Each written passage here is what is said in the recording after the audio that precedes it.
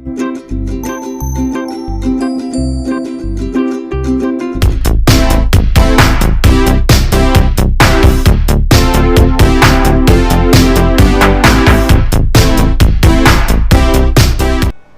और आप जब भी राजस्थान या रेगिस्तान की बात करते हैं तो सबसे पहले जो बात ध्यान में आती है वह है ऊंट यानी रेगिस्तान के जहाज की।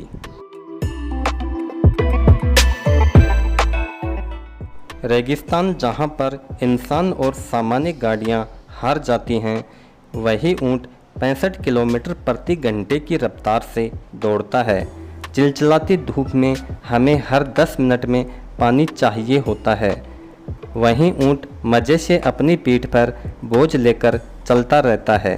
इसलिए आज हम जानेंगे ऊंट को रेगिस्तान का जहाज क्यों कहा जाता है। ऊंट एक चलता फिरता अजूबा है।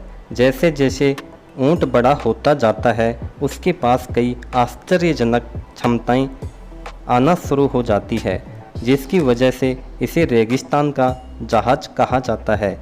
जैसे ही 5 वर्ष की उम्र पार कर लेता है तो इसकी पीठ में कुब्बड़ का निर्माण होना शुरू हो जाता है।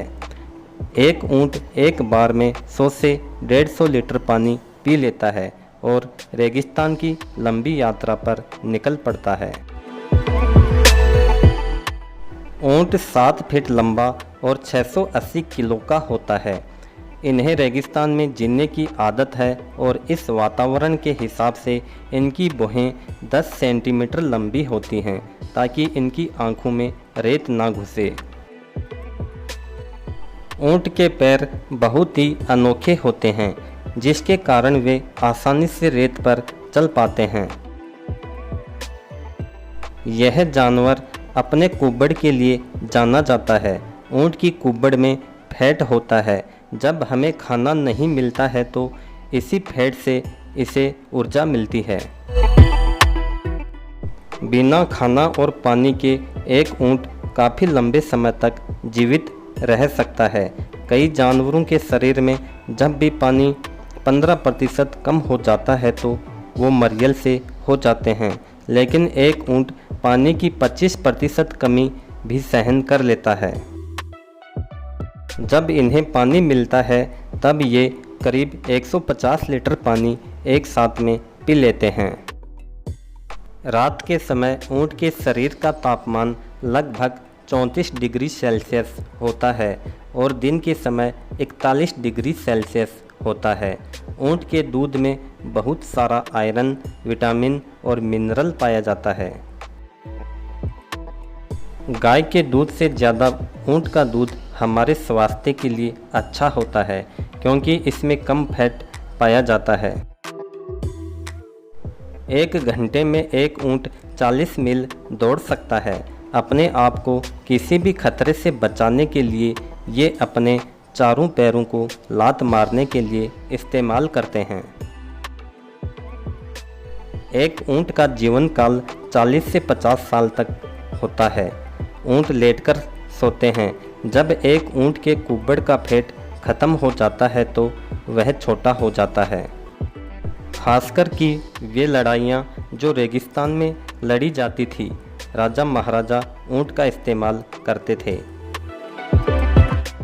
रेगिस्तान की गर्मी जिसे झेल पाना सबके बस की बात नहीं। इस कठिनाई से लड़ने के लिए ऊंट के पास एक खास औजार होता है, वह है उसकी मोटी चमड़ी जो सूर्य के प्रकाश को परावर्तित कर देती है और इस तरह ऊंट रेगिस्तान की गर्मी से निजात पा लेता है। अगली समस्या होती है रेगिस्तान में चलने वाली रेत भरी हवाएं। इसका सामना करने के लिए भी ऊंट के पास पर्याप्त साधन होते हैं और वह है ऊंट की 3 परत वाली पलकें और इसके कानों में उपस्थित घने बाल। जब रेगिस्तान में रेतीली हवाएं चलती हैं तो ऊंट की इन 3 परत वाली पलकें धूल और रेत से आँखों की सुरक्षा करती है और कानों में उपस्थित घने बाल उसके कान को बंद करके रखते हैं, जिससे ऊंट बिना रुके लगातार चलते रहते हैं। राजस्थान में ऊँट केवल एक पशु नहीं बल्कि यहाँ की परंपरा और संस्कृति का हिस्सा है।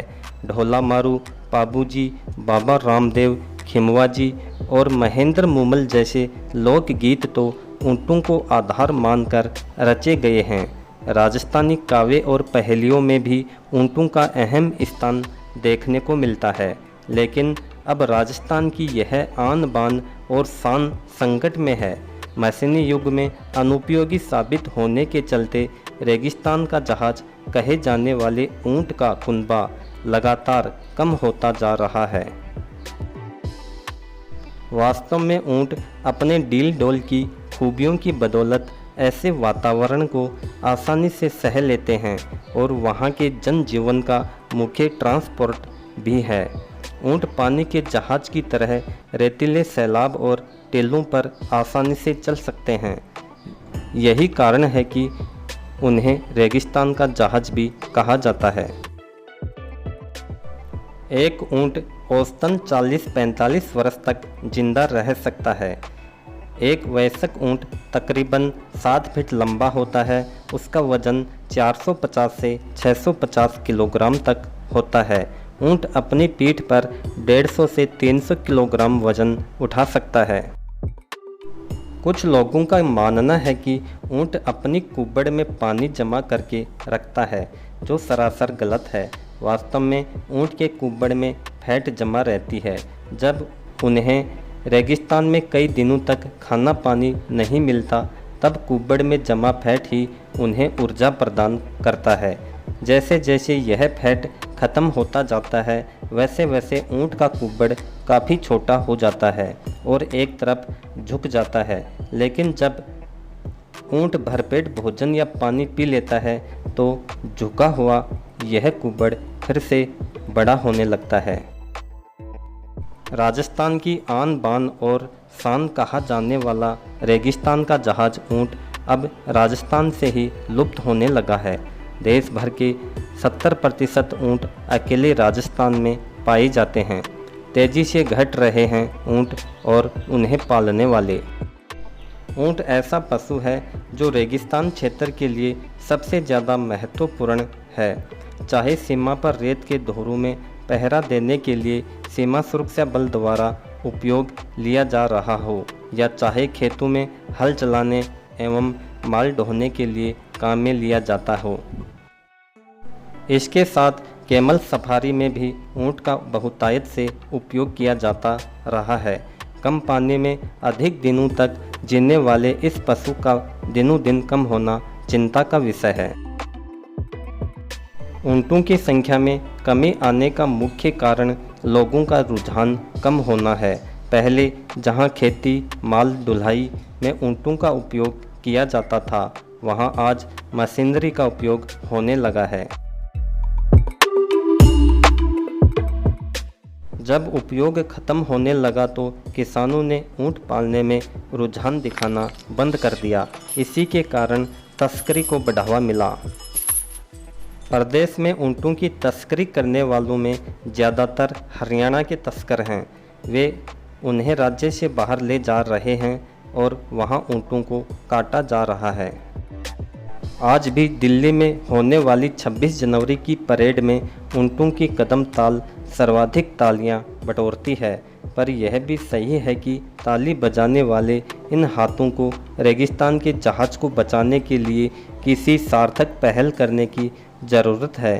कहीं ऐसा न हो कि ऊँट किसी और करवट जा बैठे और हम उसके दर्शनों को ही तरसते रह जाएं।